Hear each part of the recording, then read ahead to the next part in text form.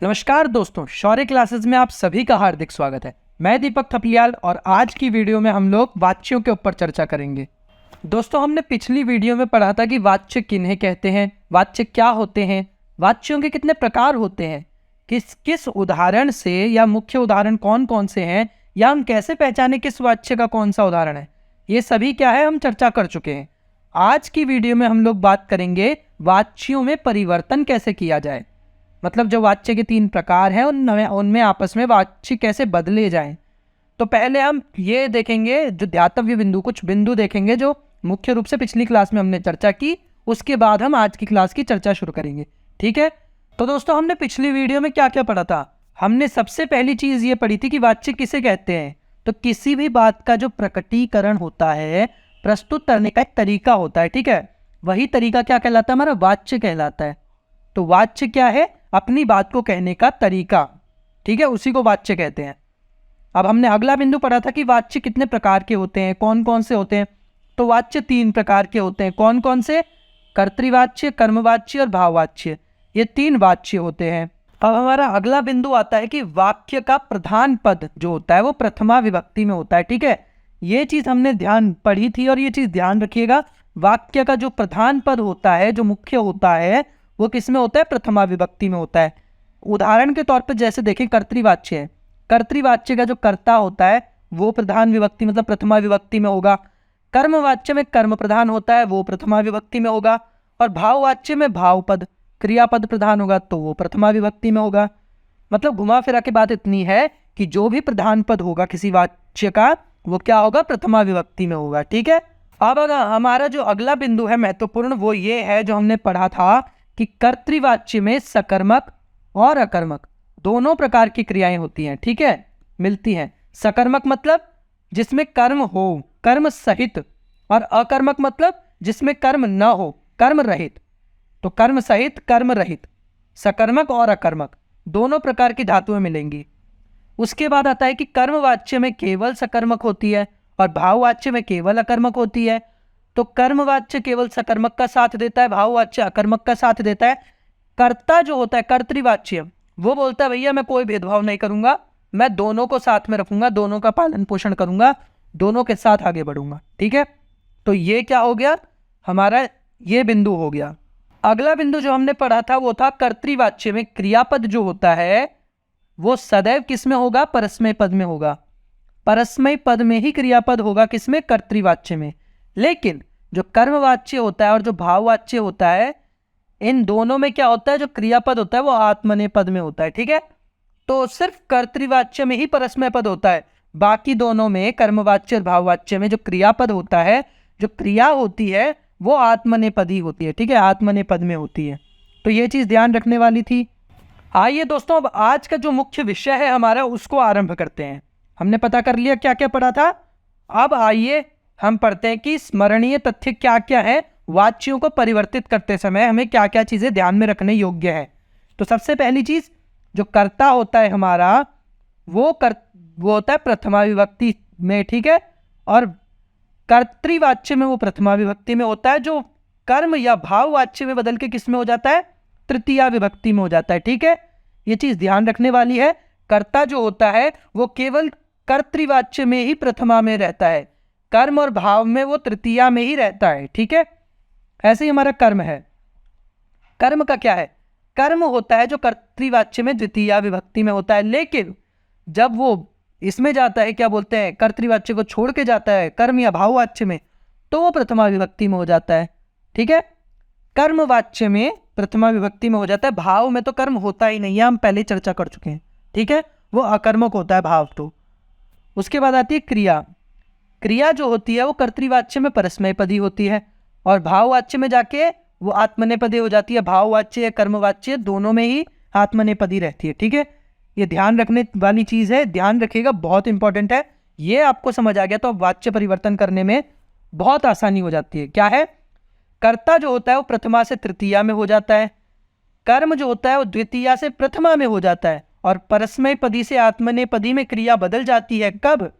कर्तृवाच्य को छोड़ के जब वाक्य कर्मवाच्य या भाववाच्य का होता है तब, ठीक है।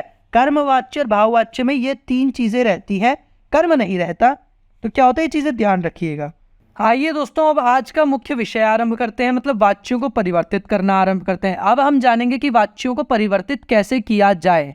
ठीक है, तो कर्तृवाच्य से परिवर्तित करके कर्म या भाववाच्य में कैसे वाक्यों को लाया जाए।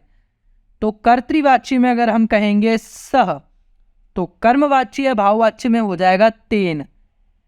अगर हम कर्तृवाच्य में तऊ कहें तो भाववाच्य और कर्मवाच्य में ताभ्याम हो जाएगा।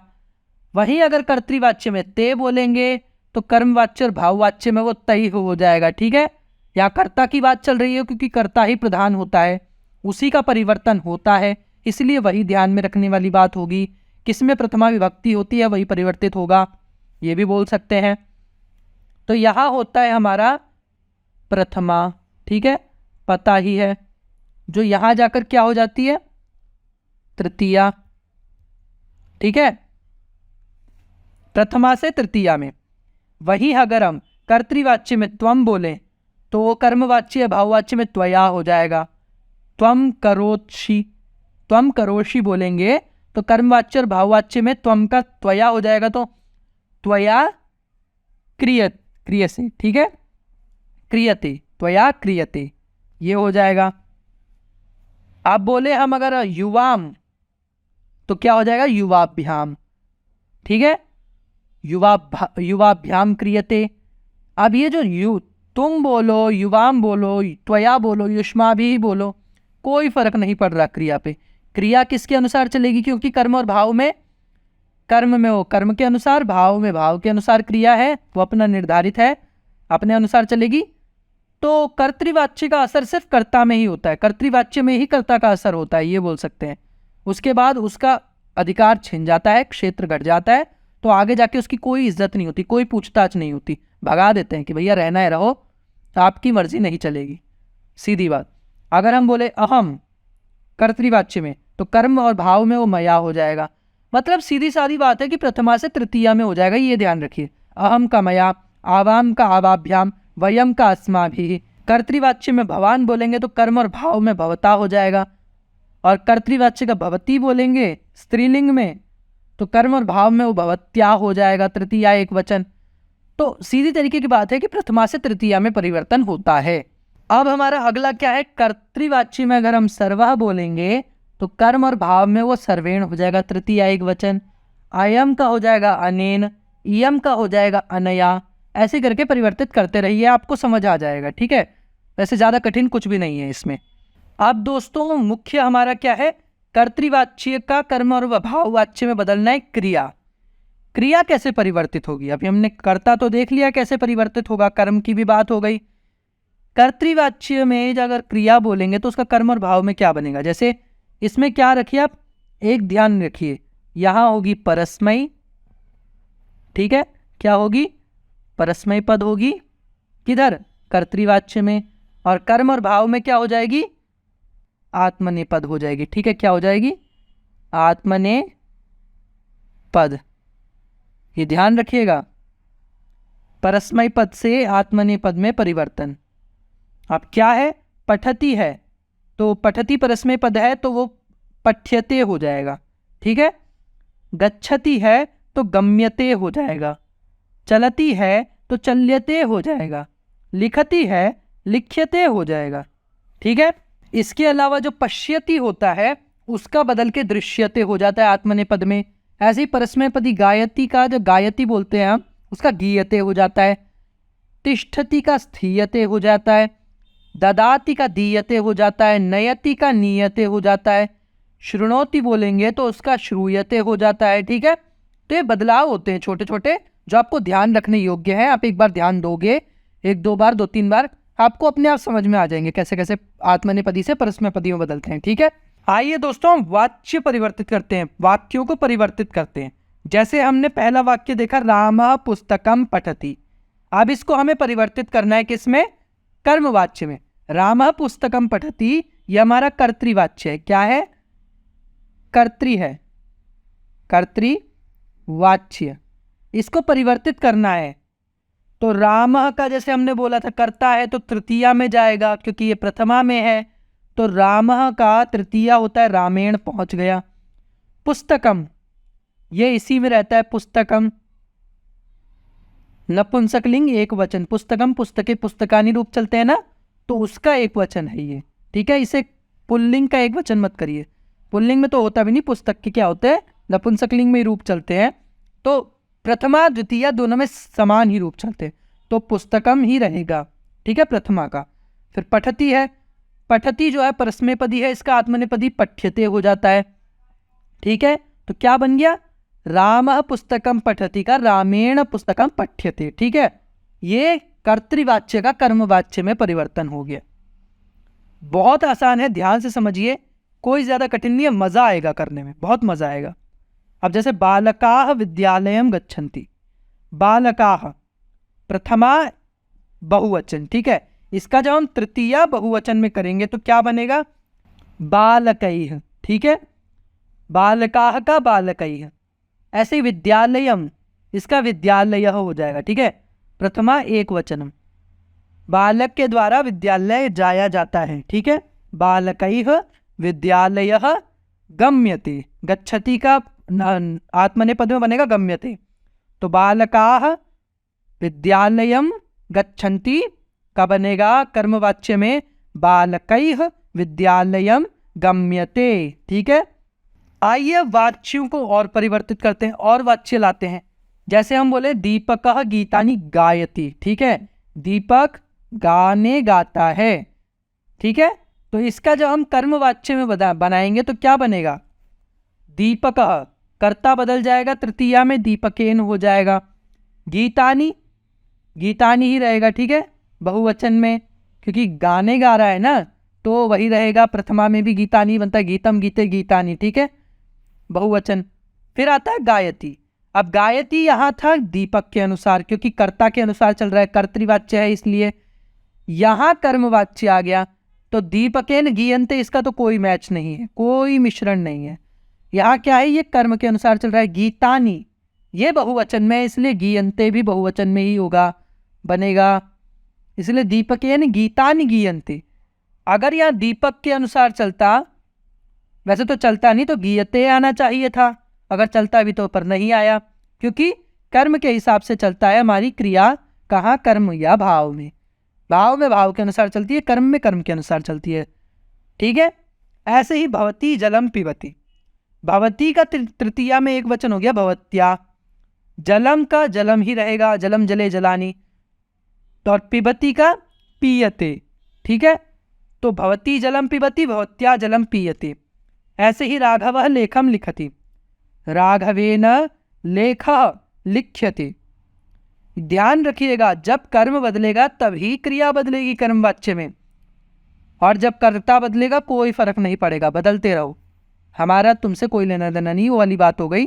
वाक्य में रहो, लेना देना है, वाक्य में रहो, लेकिन आपके अनुसार हम बदलेंगे नहीं। अब ये ध्यान रखिए कि लेख, ये जो कर्म अगर बदलेगा तो हमारी क्रिया भी बदलेगी, और अगर कर्म नहीं बदलेगा, अगर कर्ता बदलेगा तो कोई फर्क नहीं पड़ रहा, बदलते रहो। मतलब तुमसे हमें फर्क पड़ेगा, तुम रहो, वाक्य में रहो, लेकिन तुम्हारे बदलने से हम नहीं बदलेंगे, क्योंकि कर्म हमारा मालिक है, वो वाली बात है। यूयम विद्यालयम गच्छथ, इसका होगा युष्माभि, यूयम का युष्माभि विद्यालयः गम्यते, विद्यालयः एक वचन प्रथमा का, ठीक है। तो क्या होगा, विद्यालयः गम्यते, विद्यालय जाया जाता है। अब और वाक्य जैसे सह पुस्तकानि पठति, सह का हो जाएगा तेन, हम पढ़ चुके हैं, सह का तेन हो जाएगा तृतीया एक वचन। पुस्तकानि का क्या हो जाएगा, पुस्तकानि ही रहेगा, पुस्तकम पुस्तके पुस्तकानि बहुवचन है तो बहुवचन ही रहेगा। पठति का पठ्यन्ते हो जाएगा, क्योंकि पुस्तकानि बहुवचन में, इसलिए पठ्यन्ते भी बहुवचन में होगा। तेन क्या है, एक वचन है, कोई फर्क नहीं पड़ता, हम क्या है, कर्म के अनुसार बदलेंगे वाली बात। अहम कथाम शृणोमि, मया, अहम का मया, कथाम का कथा, श्रूयते, मेरे द्वारा कथा सुनी जाती है, मया कथा श्रूयते, ठीक है। लता धनम ददाति, तो लता का लतया, धनम दीयते, नपुंसकलिंग का है तो उसमें ज़्यादा फर्क पड़ता नहीं है, वही रहता है, ठीक है, दिखता है वही है, लेकिन बदल जाता है, तो ध्यान रखिएगा। लता धनम ददाति का लतया धनम दीयते। देवः पुष्पाणि चिनोति, देवैः, ठीक है। अच्छा देवा होगा तो देवेन होगा, ठीक है, यहाँ थोड़ी मिस्टेक है। अगर देवा है तो यहाँ देवेन होगा। अगर यहाँ देवाह होता, देवा तो होता नहीं, देवा है इसलिए यहाँ देवेन होगा, ठीक है। देवेन पुष्पाणि चीयन्ते, ये यहाँ करेक्शन कर लीजिएगा, देवेन है। अब आता है सह पत्राणि लिखति, तो तेन पत्राणि लिख्यन्ते, तेन पत्राणि लिख्यन्ते, सह पत्राणि लिखति, ये ध्यान रखिएगा। अब दोस्तों कर्तृवाच्य से भाववाच्य में कैसे परिवर्तन किया जाए। कर्तृवाच्य का वाक्य है तो उसे भाववाच्य में कैसे परिवर्तित करेंगे, कैसे बनाएंगे, आइए जानते हैं। जैसे कर्तृवाच्य में हम बोलें कि बालिकाः नृत्यन्ति, तो भाववाच्य में बालिका इसका तृतीया हो जाएगा कर्ता का, ठीक है, वो तृतीया में आ जाएगा, बालिका भी बन जाएगा। नृत्यन्ति का नृत्यति हो जाएगा क्योंकि इसका निर्धारण है प्रथमा एक वचन में रहेगा, प्रथम पुरुष एक वचन में, ये उसी में रहेगी क्रिया, ठीक है। अब कर्ता बदलो, कर्म बदलो, चाहे कुछ भी बदलो, किसी को कहीं भी रखो, उसको कोई मतलब नहीं है, उसने अपना निर्धारण कर लिया, वो उसके अनुसार ही चलेगी क्रिया, क्योंकि ये भाववाच्य में, ठीक है, भाववाच्य यहाँ उसका राज्य है। तो अब यहाँ कर्म होता ही नहीं है, ये भी ध्यान रखिए, तो कर्म यहाँ है ही नहीं, किसी वाक्य में कर्म नहीं मिलेगा। क्या बोलते हैं भाववाच्य के, ऐसे यूयम खादथ है, खादथ, तो यूयम का युष्मा भी ही हो जाएगा, खादथ का खाद्यते हो जाएगा। क्या बोलते हैं आत्मनेपद में, ठीक है, आवाम गच्छावः, आवाभ्याम गम्यते, ते हसन्ति, तैः हस्यते। तो ये ध्यान रखिए प्रथमा से तृतीया में और आत्मनेपदी, क्या बोलते हैं परस्मैपदी से आत्मनेपदी में परिवर्तन कैसे किया जाए, वाच्य आपके अपने आप समझ आ जाएंगे। अगला है सह नैव रोदति। अब यहाँ क्या है, अगर प्रथमा द्वितीया के अलावा किसी भी विभक्ति में कोई भी पद आया तो क्या होगा, वो बदलता नहीं है, वो वैसा का वैसा ही दूसरे वाच्य में चला जाता है, परिवर्तित नहीं होता, ठीक है। जैसे नैव है, न एव, ये जब हम किसी भी भाववाच्य कर्मवाच्य में लाएंगे ये रहेगा, नैव ही रहेगा, कर्ता कर्म भाव किसी में भी रख लो। तो जैसे सह हो जाएगा उसका बदल के तेन हो जाएगा, रोदति का रुद्यते हो जाएगा, नैव ऐसा का ऐसा ही उठ के आ जाएगा, बोलेगा मैं नहीं बदलूंगा, आपको बदलना है बदलो, तो वो ऐसा का ऐसा ही आ गया, नैव रुद्यति। अहम करोमि, तो मया क्रियते, कर्म है ही नहीं यहाँ। राघव चलति, राघवेन चल्यते, वयम गृहे तिष्ठामः, अस्माभिः गृहे स्थीयते, तिष्ठामः का बनता है स्थीयते। रवि गृहात् बहिः स्वपिति, इसका बनेगा रविना गृहात् बहिः सुप्यते, गृहात् बहिः वैसा का वैसा ही आ गया, रवि का रविना हो गया, स्वपिति का सुप्यते हो गया, बाकी वही है, बिल्कुल कर्म की आवश्यकता नहीं है। तो इस प्रकार से क्या होता है, कर्तृ से भाव में बदल जाता है। ये चीज़ ध्यान रखिए, कर्ता से कर्म में बदलना हो, कर्म से भाव में, किसी से भी किसी में बदलना हो, उसकी शर्तें याद रखिए। कर्म और भाव लगभग बिल्कुल समान है, कोई अंतर नहीं है, बस कर्म हटा दो तो भाव बन जाएगा, कर्म रखो तो कर्मवाच्य बन जाएगा, ठीक है, बस इतना सा अंतर है, बाकी सब समान है। हाँ, जो क्रिया में होता है, भाव में जो क्रिया होती है वो निर्धारित हो जाती है कि प्रथम पुरुष एक वचन में ही रहेगी, लेकिन जो कर्म में है वो निर्धारित नहीं होती, वो उसमें क्या होता है कर्म के अनुसार बदलती रहती है। ऐसे ही जो कर्तृवाच्य होता है इसमें कर्ता के अनुसार बदलता रहता है, ठीक है। तो ये नियम थोड़े हैं ध्यान रखने योग्य, इन्हें याद रखिएगा, बाकी बहुत आसानी से आपका हो जाएगा। अब दोस्तों हमने पढ़ लिया वाच्य परिवर्तन कैसे किया जाता है, समझ लिया। अब की कुछ ध्यातव्य बिंदु जो जानने आवश्यक हैं किसको, वाच्यों को समझने के लिए, उन पे नजर डालेंगे एक बार, ठीक है। जैसे कर्तृ कर्म भाव, तीनों में क्या क्या ध्यान रखने योग्य है वाच्यों में। जो हमारा कर्ता होता है कर्तृवाच्य में प्रथमा में होता है क्योंकि वो प्रधान पद होता है, या यूँ बोलें कि प्रथमा में होता है इसीलिए प्रधान पद होता है, या प्रधान पद होता है इसलिए प्रथमा में होता है, कुछ भी बोल सकते हैं। कर्म में उसकी प्रधानता हट जाती है तो तृतीया में आ जाता है, क्रिया में भी तृतीया में ही रहता है हमारा कर्तृवाच्य में जो कर्ता होता है, ठीक है। अब जो हमारा कर्मवाच्य हो गया, कर्मवाच्य जो होता है उसमें कर्ता जो होता है वो द्वितीया में आ जाता है, ठीक है, यहाँ वो प्रथमा में होता है, यहाँ द्वितीया में आ जाता है। और कर्म जो होता है वो कर्मवाच्य में प्रथमा में आ जाता है, ठीक है, क्योंकि वो प्रधान पद हो जाता है, या यूं कहें प्रथमा में आ जाता है इसलिए प्रधान पद हो जाता है। क्रिया में जो होता है कर्मवाच्य होता ही नहीं है, ठीक है, कर्म होता ही नहीं है मतलब। उसके बाद आता है भाववाच्य। भाववाच्य में जो कर्ता होता है वो भाववाच्य जो भाव होता है वो कर्तानुसार होता है, ठीक है। ऐसे ही जो कर्म होता है वो मतलब जो भाव होता है वो कर्मानुसार भी होता है। कर्म होता ही नहीं है, कर्म में भाव कर्मानुसार होता है, क्रिया में स्वतंत्र होता है, ठीक है। तो भाव क्या होता है, कर्ता में कर्ता के अनुसार, कर्म में कर्म के अनुसार, क्रिया में वो स्वतंत्र होता है, बिल्कुल ठीक है। क्रिया भाव एक ही बात है, स्वतंत्र होती है। तो ये चीज़ें ध्यान रखने योग्य है। कौन कब किस वाच्य में, किस रूप में, किस विभक्ति में, किस वचन में रहेगा, इसका निर्धारण हो चुका है या किसके अनुसार होना है, वो सब ध्यान रखिए, बहुत ज़रूरी चीज़ है और बहुत मज़ेदार भी है। अब दोस्तों दूसरी चीज़ जो महत्वपूर्ण है, अत्यंत महत्वपूर्ण है, पूरे संस्कृत व्याकरण में आप ये चीज़ अगर समझ लें तो आपको बहुत आसान हो जाती है। क्या? शब्द रूप और धातु रूप, ये दो चीज़ें हैं जो बहुत आपको याद होनी ही चाहिए। मतलब रोज़ एक धातु रूप एक शब्द रूप याद करो, आपको क्या होगा, संस्कृत भाषा में ना आपकी पकड़ होगी, ठीक है।